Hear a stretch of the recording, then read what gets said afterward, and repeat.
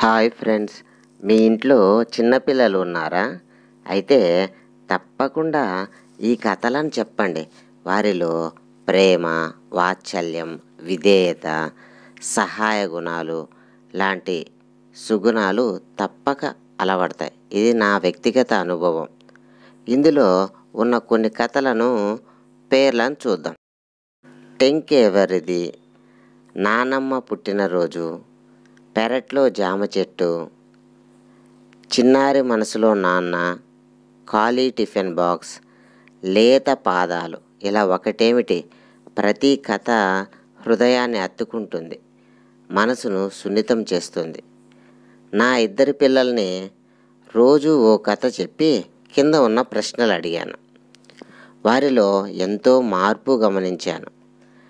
నేను పొందిన ఈ మంచి అనుభూతిని ప్రతి తల్లిదండ్రులు పొందాలనే ఉద్దేశంతో ఈ వీడియో చేస్తున్నాను. ఈ పుస్తకం యొక్క లింకును కింద డిస్క్రిప్షన్లో మరియు కామెంట్ బాక్స్లో ఉంచడం జరిగింది. ఏపీఎస్సీఆర్టీ వారికి, ఈ పుస్తక రచయితలకు ప్రత్యేక ధన్యవాదాలు. చాలా చాలా మంచి కథలు. తప్పక ప్రయత్నిస్తారు కదూ.